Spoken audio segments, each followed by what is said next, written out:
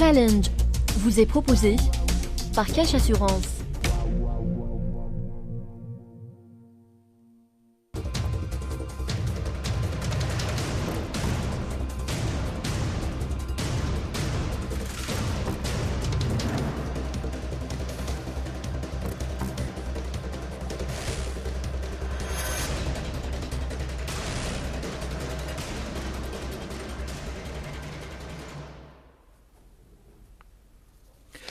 Bonsoir à tous, bienvenue sur Challenge.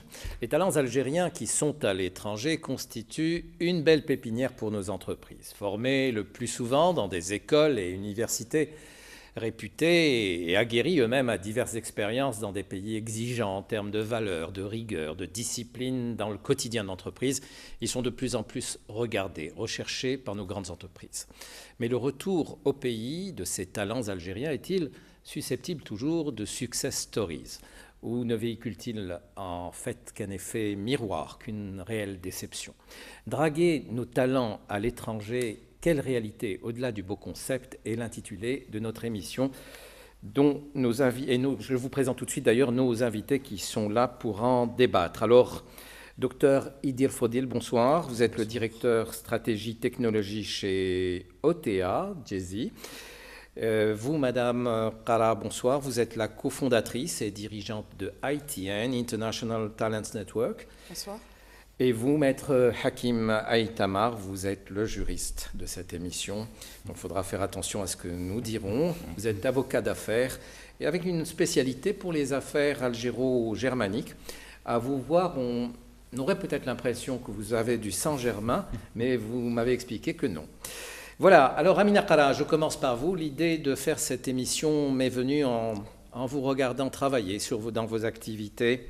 Votre mission consiste à valoriser les compétences algériennes où qu'elles soient, essayer de les faire venir au bon endroit. Est-ce que c'est juste ? Tout à fait.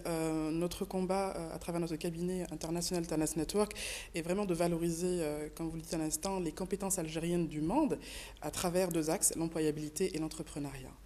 D'accord. Est-ce qu'on peut avoir des chiffres? Aujourd'hui, combien d'Algériens de l'étranger fait-on revenir ici?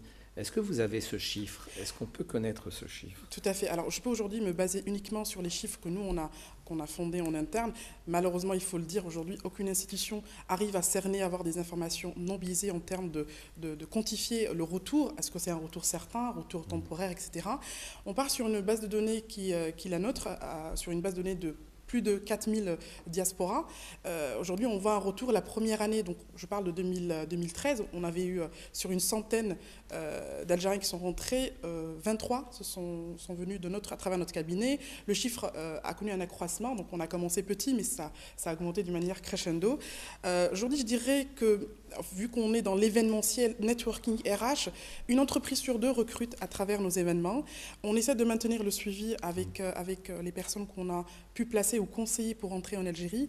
Et notre intérêt aujourd'hui, c'est vraiment d'essayer de travailler avec d'autres institutions pour essayer vraiment de généraliser ça et que ça soit plus intéressant en termes d'évolution et de suivi. Alors, quel type d'entreprise s'intéresse à ce type de ressources? Alors, je dirais déjà en termes d'entreprise, c'est majoritairement à plus de 80% d'entreprises internationales installées en Algérie. Nous avons aussi des entreprises nationales du secteur privé qui se portent très bien. À ce jour, on n'en a malheureusement aucune entreprise du secteur public, mais nous sommes en discussion en permanence avec eux pour essayer vraiment de les impliquer dans nos initiatives à travers les événements qu'on organise en France, à l'international et en Algérie. Qu'est-ce qu'elles recherchent en priorité? Quelles sont les qualités qu'on fait valoir? Alors aujourd'hui, j'essaierai vraiment d'être le porte-parole de ces entreprises. Ce qui revient le plus souvent, c'est vraiment des profils, pas forcément sectoriels, mais dans le management, dans le middle et top management. Aujourd'hui, on a besoin de gouvernance, on a besoin de vrais managers, des leaders, donc des gens qui managent une équipe, qui font vraiment à travers leur expertise un vrai transfert de compétences sur la gestion de projets, sur des expertises de pointe comme les nouvelles technologies avec l'arrivée de la 3G, donc pour essayer de favoriser une transition avec notre invité d'aujourd'hui, de ce soir plutôt, mais globalement, on est sur des métiers transverses. C'est ce qu'on remarque le plus souvent dans les demandes des entreprises internationales implantées en Algérie. Ces entreprises, vous les vous les accompagnez sur des salons à l'étranger, ou bien vous leur faites venir ces profils à domicile? Alors, en fait, j'essaierai de répondre à la question différemment, c'est-à-dire on est en contact avec cette diaspora. Dans cette diaspora, nous avons certains qui sont rentrés déjà en Algérie pour des raisons personnelles, pour des raisons qui sont propres à eux, donc ils sont déjà présents sur le territoire algérien, et on a une autre population qui est déjà implantée à l'international, en France par exemple. Donc notre intérêt, par exemple sur l'événement qu'on organise, le forum IT à l'emploi qu'on organise à Paris, le dernier c'était en décembre dernier, on invite les entreprises internationales algériennes plutôt, à venir participer à un salon de recrutement pour rencontrer cette diaspora, pour discuter, pour essayer de leur donner des éléments de réponse concernant l'employabilité de ces profils en Algérie. Mais sinon, on a aussi des profils qui sont déjà existants, dans lesquels on a un taux de retour très intéressant. Si je me base sur l'événement de l'année dernière, Kafa'atukum par exemple, nous avons eu 90% de taux de recrutement un mois après l'événement, ce qui est juste extraordinaire. Est-ce qu'on peut avoir des noms de personnes que vous avez réussi à placer à travers votre mission? Oui, bien sûr, je pourrais citer des noms. Sauf si vous êtes tenu de... je ne sais pas si je suis tenu, mais aujourd'hui, j'essaierai plus de parler de personnes qui ont osé communiquer, osé casser les idées mal reçues, parce que beaucoup disent l'Algérie, c'est vrai, il y a des difficultés administratives, bureaucratiques, de mentalité, mais ils ont quand même essayé de résister. Ils n'ont pas été dans la comparaison de deux pays. Bien sûr, j'ai d'innombrables noms qui me viennent en tête, mais je pourrais au moins désormais vous dire en termes de profil junior, j'en ai beaucoup plus de profils juniors aujourd'hui. Ça, je pense que ce n'est pas un secret pour tout le monde par rapport au contexte international. Très bien. Alors, un de ces exemples, Monsieur Fodil, vous êtes aujourd'hui donc un cadre de l'opérateur de téléphonie Djezzy. Vous êtes donc le directeur de la stratégie technologique. Alors, qu'est-ce que cela veut dire? Expliquez-nous, oui. Pour le novice que je suis. Diriger la stratégie technologique revient à définir les évolutions à moyen terme et à long terme de Djezzy en termes techniques, donc de réseaux, d'infrastructures et de systèmes d'information. Vous anticipez sur l'avenir. Absolument. Donc l'objectif de mon travail est globalement de définir où est-ce qu'on devrait être d'ici 1 an et demi, 2 ans, et 5 ans aussi, et d'implémenter ce qu'on appelle des quick wins, des solutions innovantes rapidement afin d'apporter un plus à nos clients. D'accord. Donc je peux d'ores et déjà vous demander où vous serez dans 5 ans? Oui, je peux vous répondre, mais ça sera un peu lent. Parce que... Alors, Idir Fodil, vous avez grandi en Algérie. Absolument. Vous avez fait vos études ici, puis vous avez fait un long cheminement à l'étranger, en France notamment, vous allez nous l'expliquer, mais vous avez quand même décidé de revenir. Alors, qu'est-ce que vous avez fait? Pourquoi vous avez décidé de revenir? Parce que vous étiez bien lancé quand même. Oui. Pourquoi je suis revenu? Beaucoup de gens me posent la question. Moi, je dirais c'est pour mêler l'utile à l'agréable dans une vie. L'utile, c'est globalement, Djezzy m'a proposé une évolution de carrière et un poste assez challenging, parce que derrière, il y a l'accompagnement d'une entreprise. Vous dites Djezzy m'a proposé, en fait, vous êtes allé à la rencontre de Djezzy? Djezzy est venu vous voir? Non, Djezzy est venu me voir, parce qu'aujourd'hui, l'un des axes importants de Djezzy, et j'en dirais juste 2 mots, est d'essayer d'attirer le plus de talents sur tout ce qui est nouvelles technologies, que ce soit ici en Algérie ou à l'étranger. Donc, on m'a proposé d'accompagner Djezzy dans cette transformation d'un opérateur mobile classique vers un opérateur digital. Donc, c'est assez challenging. Donc, c'est ça l'utile. Ça me permet aussi d'apporter des compétences que j'ai acquises au long de 17 ans en France et aussi de m'enrichir avec mes collègues chez Djezzy. Donc, ça, c'est la partie utile. Donc, c'est le travail. L'agréable, c'est globalement, c'est de revenir chez soi en Algérie, de vivre au sein des siens, profiter du soleil algérien. Et le désagréable? Honnêtement, il y a du désagréable partout. C'est-à-dire, moi, j'ai pour devise ne pas comparer là où j'étais et là où je suis aujourd'hui. C'est-à-dire, en français, on dit l'herbe est toujours plus verte ailleurs. Donc, je ne compare pas. Moi, je prends ce qui est bien en Algérie. Je connais bien, j'ai grandi ici et je ne compare pas. C'est clair qu'il y a sacrée différence. Mais après, il y a des choses qui sont bien ici et il y a des choses qui sont mal. D'accord. Et dans votre environnement professionnel, vous avez l'impression de trouver toute la satisfaction qui vous sied? c'est un peu, je ne vous cacherai pas, ça a été dur au début parce que, comment dire, les méthodes de travail européennes ne sont pas les méthodes de travail en Algérie.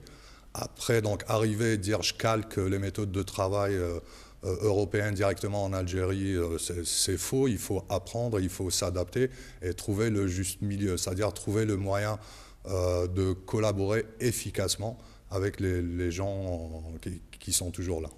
Alors, vous regardez autour de vous, notamment dans des entreprises telles que la vôtre, il y a beaucoup de talents de l'étranger qui sont souvent eux-mêmes étrangers, totalement étrangers.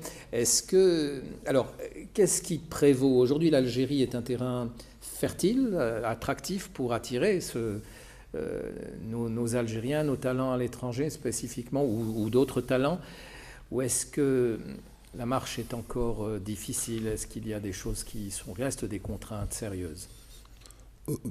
Personnellement, j'ai eu certaines contraintes au départ qui ont été levées petit à petit. Donc aujourd'hui, j'ai pas beaucoup de contraintes. Ce qui reste un peu la seule contrainte, c'est quand on a des enfants, c'est tout ce qui est école, tout ce qui est logement et tout. Mais je pense que c'est le quotidien de tout le monde, donc c'est pas propre aux gens. Est-ce que c'est fertile? Moi, je dirais oui. Quelqu'un qui veut voir une concrétisation d'idées, je parle dans mon domaine, nouvelles technologies, de voir réellement des choses changer, de les faire évoluer, honnêtement, ça peut se faire aisément en Algérie. Et voilà, ça peut se faire aisément en Algérie. Après, je pense qu'il y a quelque chose qui est important en Algérie, et chez Jay-Z, on travaille là-dessus, c'est le knowledge acquisition, c'est-à-dire qu'il faut qu'on investisse de plus en plus sur l'acquisition des compétences et sur l'acquisition des formations. C'est-à-dire, aujourd'hui, c'est la clé de voûte de tous les succès. Donc, pas juste compter sur ramener des gens, des Algériens de l'étranger ou d'autres compétences, mais investir sur la formation des gens en Algérie. Très bien. Alors, Maître Hakim Aïtamar, un petit peu le même parcours. Il n'est pas technologique cette fois, il est plutôt juridique. Vous grandissez ici, vous faites le début de vos études supérieures, puis vous allez à l'étranger pour vous parfaire. Alors, qu'est-ce que vous avez fait notamment, ce que j'aimerais savoir. Et puis, vous aussi, vous avez eu un parcours intéressant qui vous a mené notamment à épouser les chemins des Nations Unies. Et puis, vous avez fini par revenir. Alors, pourquoi? Et puis, quelle appréciation vous faites de cette attractivité des talents? Merci. Je pense d'abord que aujourd'hui, il y a énormément de gens qui sont comme nous, qui sont à l'étranger ou ici, et qui ont un intérêt ou un autre, même si c'est de la curiosité des fois. Alors, sur ma personne, je suis né à Alger, de Saint-Eugène, donc c'est le vieil Alger. Depuis petit, rouquin en Algérie, c'est pas très commun, mais à Saint-Eugène, il y a peut-être eu des Vikings, il y a longtemps, qui sont passés. Exactement. Donc j'ai fait mon lycée à l'Émir, donc Babelouet, et puis pour faire des études de droit. Pourquoi le droit? Parce que c'est une branche très intéressante, c'est l'organisation sociale, avec des perspectives toujours vers l'international depuis ma jeunesse, toujours intéressé par les langues étrangères. Et ayant terminé mes études, je suis parti en France pour faire mon cursus, terminer mon cursus, et puis j'ai travaillé à l'ONU dans pas mal de pays, entre autres en Afrique. Ma dernière position, en passant par le Soudan et en terminant à Jakarta, en Indonésie, cela m'a permis d'évoluer dans plusieurs environnements très intéressants, beaucoup de challenges, mais extrêmement enrichissants en termes de cross-cultural environment, comme on dit en anglais. J'ai terminé après à atterrir en Allemagne, où j'ai fait un MBA dans le management et aussi dans le droit international. Et voilà, j'ai découvert une niche extraordinaire, parce qu'il n'y a aucun confrère allemand qui maîtrise l'arabe ou le français. Et en Algérie aussi, je suis le seul qui maîtrise l'allemand, et voilà, et cela m'a permis aussi d'avancer. Et bon, avec la petite guillemets, je ne peux pas faire de publicité sur la profession d'avocat qui est une profession réglementée en Algérie ou ailleurs. Sur la profession d'avocat, vous pouvez, mais pas sur la vôtre. Et voilà, et ça m'a poussé à m'engager à la Chambre de commerce algéro-allemande, où il y a eu beaucoup de chefs d'entreprise qui m'ont élu et je suis dans le conseil exécutif. D'accord. Ce que je voudrais savoir, c'est le déclic. Pourquoi décider de revenir, alors même que, bon, vous vivez bien à l'étranger? Alors, pour être honnête, c'est pour mes parents. Tout simplement. Je pense que c'est le cœur algérien, on a des vertus.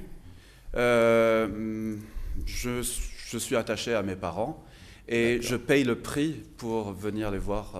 Voilà, c'est mon alibi. D'accord. Alors vous n'allez pas dans l'entreprise, vous allez au service de l'entreprise, hein, en épousant cette fonction qui est dans l'avocature. Alors, cette avocature, comment est-ce qu'elle est palpitante en Algérie? C'est un environnement qui se développe bien? C'est quelque chose où vous vous sentez bien? On est engagé, moi et beaucoup de mes confrères, avec des perspectives très positives. On est engagé à garder les vertus déjà acquises dans la profession, au service, bien sûr, de l'entreprise, de l'économie algérienne ou internationale. Parce on doit accepter notre rôle international. Et voilà, on est chacun, de notre façon, son propre ambassadeur. Oui. Mais effectivement, il y a des challenges, il y a des problèmes, comme tout autre secteur. D'accord, même si notre émission Challenge n'est pas un problème. Est-ce que, pour faire un peu d'humour, est-ce que vous êtes aujourd'hui, quel regard vous jetez sur l'attractivité aujourd'hui? Parce qu'il y a certainement des gens qui étaient comme vous ailleurs et qui eux, sont peut-être restés là-bas. Alors, qu'est-ce que vous dites aux gens qui souhaitent venir ici? Est-ce que c'est un terrain aussi favorable, l'Algérie, pour aujourd'hui? Aujourd'hui, plus encore, hein, qu'on a quelques problèmes économiques. Est-ce que c'est toujours un terrain fertile? Alors, je vous renvoie vers une question. Oui. Alors, comment voyez-vous, alors, parce qu'il y a deux perspectives, il y a la perspective macro et micro dans cette configuration. Si vous voulez qu'on parle de perspective macro, il y a énormément, c'est-à-dire l'attraction alliée déjà. C'est-à-dire l'Algérie reste un terrain vierge, il y a tout à faire. Il y a tout à faire. Le micro, bien sûr, il y a des détails. Chacun, il y a des gens qui ont des goûts de luxe, il y en a qui en ont moins, il y en a qui veulent seulement être proches de leurs parents, comme c'est pour mon cas. Il faut bien sûr développer une stratégie. Il n'y a pas de stratégie aujourd'hui. Il y a des acteurs comme c'est-à-dire qu'on le voit aujourd'hui, il y a des acteurs qui a une petite stratégie à un niveau bien petit, certes, mais les potentiels sont énormes. Et là, j'encouragerais, je pense, l'opinion publique, mais aussi... Comment vous jugez le climat des affaires aujourd'hui en Algérie, de votre point de vue d'avocat d'affaires? Si je vous dis que le climat d'affaires est bon, je mentirai. Quand on nous dit qu'il y a des difficultés pour s'épanouir du point de vue familial, social, quand on a vécu à l'étranger, quand on nous dit qu'il y a un environnement où la corruption a fait largement son nid, il y a toute une série de difficultés, de contraintes bureaucratiques notamment. Est-ce que vous les ressentez ces problèmes ou pas? Vous savez, on doit toujours, avant d'aller de l'avant, on doit toujours faire le point. Et j'encourage chacun, c'est un travail de soi, de faire le point, mais de rester positif. Amina Khala, je sais que votre société travaille actuellement sur d'autres pays pour installer des salons, enfin organiser valoriser la diaspora. Voilà, favoriser la diaspora et donc d'autres diasporas. Hein. Tout à fait. Alors, je sais que certains pays doivent être plus faciles, doivent être plus attractifs pour faire venir. Parce que quand on est une ressource à l'étranger, algérienne ou autre, on fait attention. Quand on a eu un certain mode de vie, on souhaiterait qu'il continue ou qu'il s'améliore. Qu'est-ce qu'on vous dit de l'Algérie? Ou est-ce qu'il est plus facile d'inviter d'autres ressources sur d'autres pays? Alors aujourd'hui, je pourrais prendre une comparaison de 3 pays dans lesquels on a commencé à travailler. Et je vous avoue que si on part sur le mode de comparaison, c'est comme si dresser un tableau, donc il y a des avantages, des inconvénients un peu partout. Dans d'autres pays, la loi de 49-51 ne se pose pas. Donc on est soulagé, on crée l'entreprise facilement, etc. Les transferts d'argent, tous les dividendes, c'est facile, mais il y a d'autres difficultés. Dans d'autres difficultés, c'est-à-dire que la volonté du pays. Donc là, on est obligé d'investir sur la société civile. Il y a un pays aujourd'hui qui est vraiment touché par l'insécurité, donc on doit déployer des efforts plus importants pour vraiment cette attractivité soit intéressante d'un niveau optimal. Donc je dirais que dans chaque pays a ses avantages et ses inconvénients. Et donc moi je pars du principe, quand je m'engage dans un pays, je ne compare pas. Parce que sinon, je n'avancerai jamais. Donc, et c'est l'état d'esprit dans lequel la diaspora doit aborder pour revenir.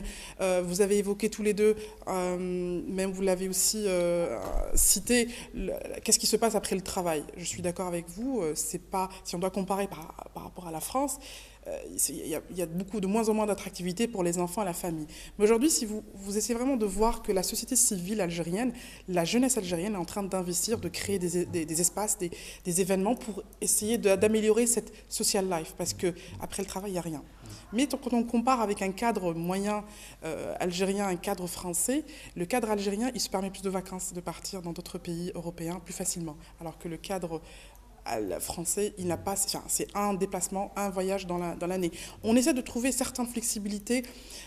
Encore une fois, je ne veux pas rentrer dans le débat de la comparaison, mais c'est en voie de développement. Il reste encore des choses, je dirais même, moi pour faciliter un peu la question, il y a 2 choses qu'on doit aujourd'hui améliorer, c'est la santé et la formation.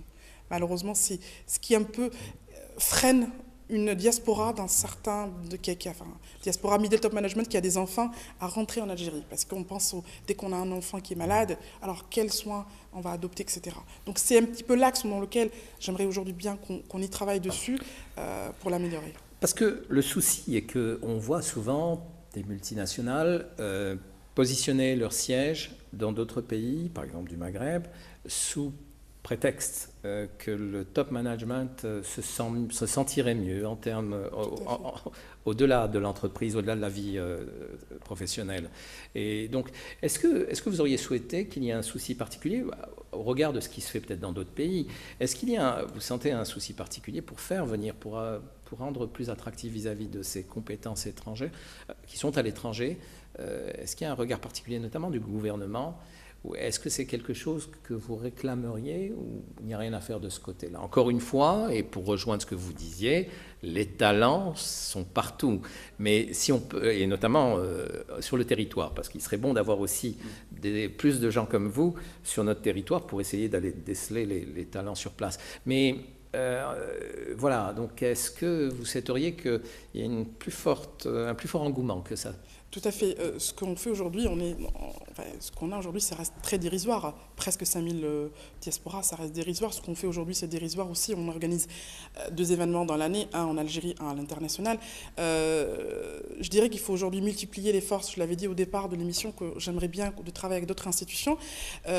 Pour vous dire, pour être honnête, et par rapport au gouvernement algérien, j'ai collaboré il y a 2 ans avec le ministère de la Jeunesse pour essayer d'attirer ces compétences algériennes du monde. On avait organisé, j'ai participé à l'organisation d'un mini-safari, d'un voyage touristique au sud de l'Algérie. Il y avait pas mal de diasporas aussi algéro-allemandes, pour essayer de montrer que voilà, d'ailleurs on a même découvert que certains Algériens même du nord de l'Algérie ne connaissaient pas le sud. Donc c'était une excellente aventure pour essayer d'attirer ces gens-là à travers le tourisme. Donc on a commencé par le sud de l'Algérie. C'était une expérience intéressante, mais je dirais qu'il faut aujourd'hui multiplier, qu'il faudrait avoir d'innombrables expériences similaires, parce qu'il y a des choses super intéressantes. On sort un petit peu d'Alger, il y a des endroits magnifiques, mais qu'on n'a pas le temps de connaître et qu'on ne donne pas l'information. Aujourd'hui, on est en manque d'informations aussi. Idir Fodil, vous êtes chez Djezzy, cela fait combien d'années que Djezzy existe? 2002, je crois? 2002, oui. 2002, donc ça fait 15 années. Est-ce que vous faites partie du top management? Oui. Vous êtes combien d'Algériens au niveau du top management? Les directeurs, la majorité sont algériens. Au niveau des officers, il y en a qui sont algériens. Je ne pourrais pas vous donner les chiffres, mais il y a beaucoup d'Algériens. Oui. Donc de ce côté-là, on a vraiment algérianisé oui, la absolument, chose. absolument. D'accord. Est-ce que ça coûte cher de faire venir des talents de l'étranger? Alors, ça coûte cher si on a deux façons de voir les choses. Si nous, notre combat, on milite pour ça, parce que c'est un combat au quotidien, on essaie de freiner un petit peu, ou voilà, de diminuer les contrats d'expatriation. On essaie d'encourager l'entreprise à adopter un package d'expatriation, mais avec un contrat local. Je m'explique. D'apporter les mêmes avantages en termes de rémunération annuelle, mais avec un contrat local, parce qu'ils sont algériens. Donc, on essaie vraiment d'encourager. Un exemple, vous avez un poste qui s'ouvre chez Jay-Z dans le top management. Donc, j'ai 2 fiches de poste, 2 candidatures d'un étranger, on va dire d'un Américain, et d'un Algérien qui, en termes de compétences, ils sont plus ou moins similaires. Donc, je préfère passer par cet Algérien qui a, notamment qui est la société algérienne, qui est plus facile en termes de droit de travail, en termes de permis de travail. Et donc, déjà, je soulage l'entreprise administrativement et je facilite. Mais en contrepartie, je donne le même équivalent du package expatriation en contrat local. Donc, pour résoudre des problèmes, je citerai ce qui revient souvent, ça peut peut-être vous faire rire, il y a des gens qui disent « moi j'ai envie de rentrer, mais j'ai un souci, moi j'ai acheté une maison en France, en Angleterre, mais j'ai un crédit, comment je fais ?» Donc c'est pour ça qu'on essaye d'apporter ce package expatriation pour pouvoir essayer de gérer ça, et on essaie d'apporter des solutions à ce jour. On a beaucoup de points bloquants, mais on essaie d'engager le dialogue pour ça. Alors, quels sont vos projets immédiats sur l'Algérie maintenant, de ce point de vue-là ? Alors, nous sommes en pleine organisation de la 2e édition de Kafa'a Toucom. Kafa'a veut dire compétence en arabe, Kafa'a. Toucom en anglais, c'est revenir. Et quand on dit d'une seule fois, Kafa'a Toucom, votre compétence. On l'a organisé l'année dernière, ça a été un succès sur le plan événement, sur le plan networking, mais c'est aussi le plan recrutement qui est notre premier objectif. Donc 90% de taux de recrutement juste après l'événement, dont Jay-Z aussi a réalisé ses recrutements. Et pourquoi je parle un peu du côté networking? Parce qu'on essaie de réunir chaque année des success stories, dont certains sont devenus des personnages publics qui sont connus, qu'on les regarde à travers la télé, à travers leur succès, qui sont venus, mais pour certains pour la première fois, parce que leurs parents sont d'origine algérienne, pour partager leur expérience. Là, on réitère cette expérience pour cette année le 23 septembre à Alger. Donc l'intérêt vraiment, c'est de continuer, de maintenir le discours, dire voilà, les 90% qui ont été recrutés, qu'est-ce qu'ils sont devenus aujourd'hui? On maintient le contact, on démontre à travers les success stories, à travers c'est pas à travers nous, nous on est vraiment facilitateurs. On rencontre les entreprises avec les compétences et on essaie vraiment de les mettre en avant pour dire que ça marche. Tout à fait. Que ça marche. Oui, vous vouliez dire quelque chose? Alors, moi, il y a seulement un point, c'est-à-dire, j'aime bien qu'il y ait toujours une atmosphère positive. J'encourage, voilà, il faut qu'on ait le team spirit. Mais il y a un point très intéressant, on a eu l'occasion de discuter avec M. Faudil auparavant, c'est l'acceptation, c'est-à-dire l'Algérien qui favorise des fois accepter un étranger au lieu d'accepter un Algérien dans les lieux de travail. Il y a toujours un aspect psychologique entre l'Algérien et l'étranger, que l'étranger peut-être fait mieux la chose, ce qui est faux des fois en réalité. Et il y a énormément de facettes comme ça qui sont très intéressantes à discuter dans son milieu de travail et d'encourager, c'est-à-dire de jouer aussi le rôle de pousser son équipe à devenir aussi performante, aussi professionnelle, aussi durable qu'une équipe allemande ou qu'une équipe autrichienne ou autre. C'est-à-dire aujourd'hui, on doit réellement prendre ses repères et devenir réellement le player dans la région et dans le monde. C'est-à-dire vous, en tant que talent algérien de l'étranger qui êtes revenu ici, essayez de stimuler tout ça autour de vous, c'est ça? Voilà. D'accord, c'est vrai que sans parler de complexe, il est vrai qu'on a souvent vu, j'ai vu ça dans certains pays, où à la tête d'entreprise, on mettait aussi souvent un dirigeant étranger.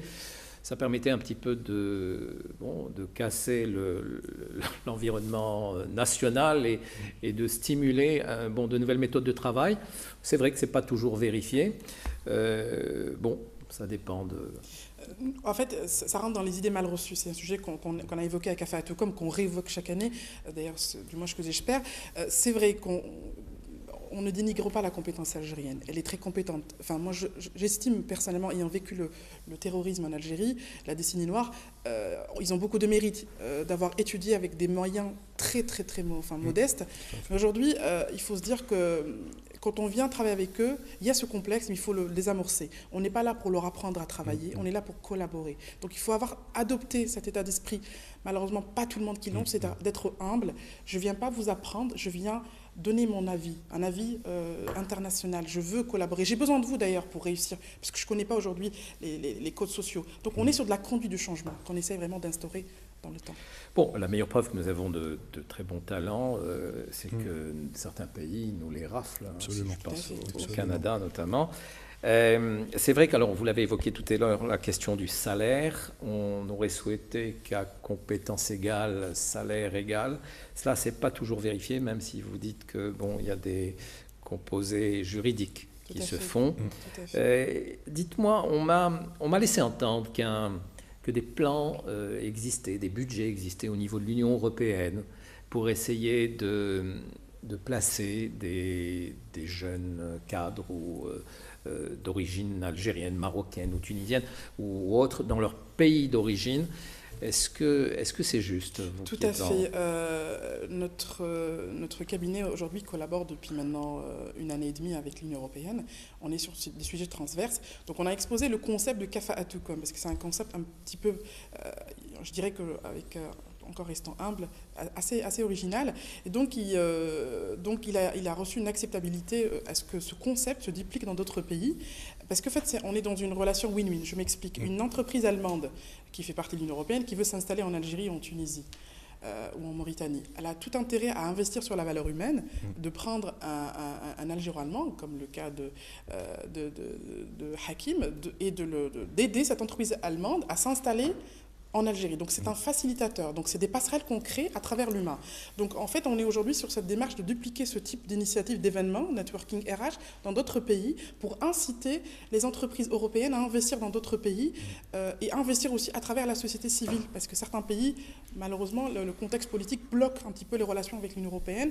Donc aujourd'hui, on se dirige à travers la société civile, dans laquelle nous, on la représente à travers notre cabinet. Aussi, on est présent dans le mode associatif.